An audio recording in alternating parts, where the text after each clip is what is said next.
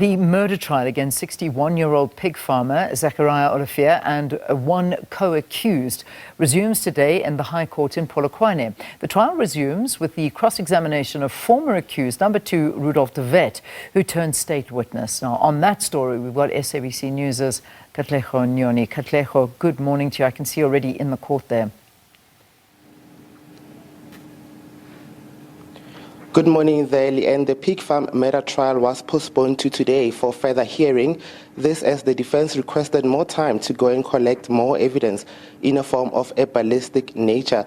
Now, this is in Pretoria. However, when it resumed on Wednesday, the defense continued with their cross-examination of Section 204 witness Rudolph de Wet.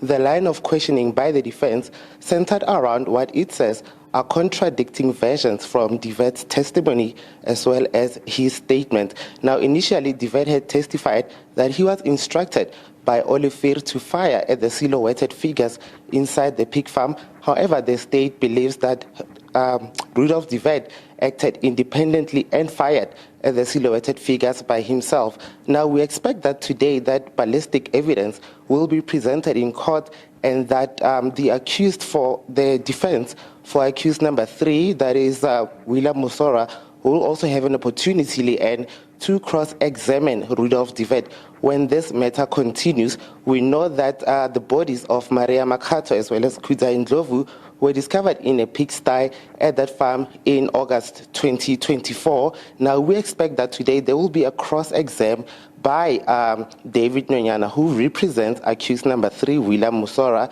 and there will also be the the presentation of that ballistic evidence by the defense. Now, the contradicting evidence that the defense speaks about relates to what de Wet initially said on his statement when he was arrested versus what he testified about in his initial state evidence in chief testimony during the previous week. Now, in another shocking statement, de Wet said when he was pressed by the state that, and this might be sensitive for some of our viewers, that when pigs are hungry, they could eat anything, saying that there were 8 to 10 pigs in that pigsty, that he was instructed, as well as William Musora, to dispose of the remains of Kuda Ndlovu as well as Maria Makato in that pigsty, he and Musora. So that murder trial continues today. Back to you in studio, Leanne.